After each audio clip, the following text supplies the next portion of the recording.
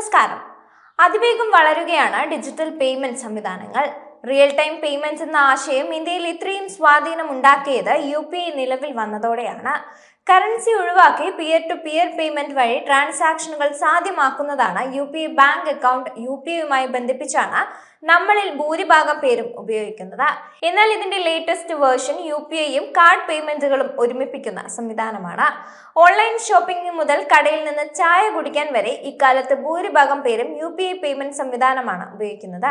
ചുരുക്കി പറഞ്ഞാൽ ഗൂഗിൾ പേ, ഫോൺ പേ, പേടിഎം ഉൾപ്പെടെയുള്ള ആപ്പുകൾ ഉപയോഗിച്ചാണ് ഈ കാലഘട്ടത്തിൽ പേയ്മെന്റുകൾ നടത്തുന്നത്.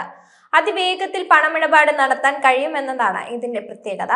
പണം കയ്യിൽ കരുതേണ്ട ആവശ്യവും വരുന്നില്ല. ഇന്നത്തെ ഡിജിറ്റൽ കാലഘട്ടത്തിൽ UPI എന്നത് ദൈനംദിന ജീവിതത്തിലെ ഒഴിച്ചുകൂടാനാകാത്ത ഒന്നായി മാറിക്കഴിഞ്ഞു. ഇതിനിടെ സ്വിച്ച് ഓഫ് ആകുന്ന ഫോണും ഇന്റർനെറ്റ് ഇല്ലാത്തതുമെല്ലാം ഇടയ്ക്കിടയ്ക്ക് നമുക്ക് പണി തരാറുമുണ്ട്. എന്നാൽ ഇന്റർനെറ്റ് ഇല്ലാതെയും UPI പണമിടപാട് നടത്താമെന്ന് എത്ര പേർക്കറിയാം?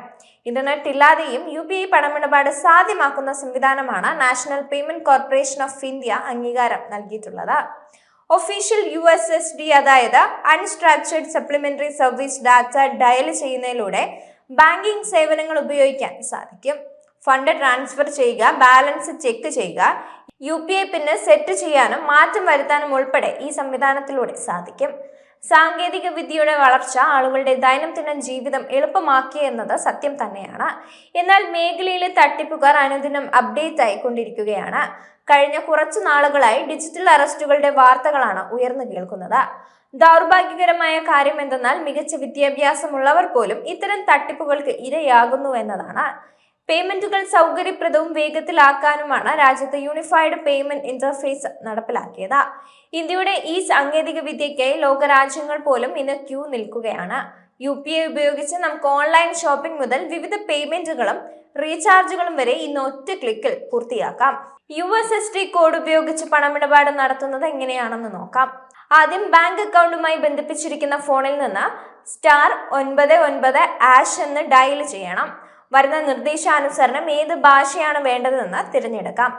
ഏത് സേവനമാണ് വേണ്ടതെന്ന് സെലക്ട് ചെയ്യുകയാണ് അടുത്ത പടി.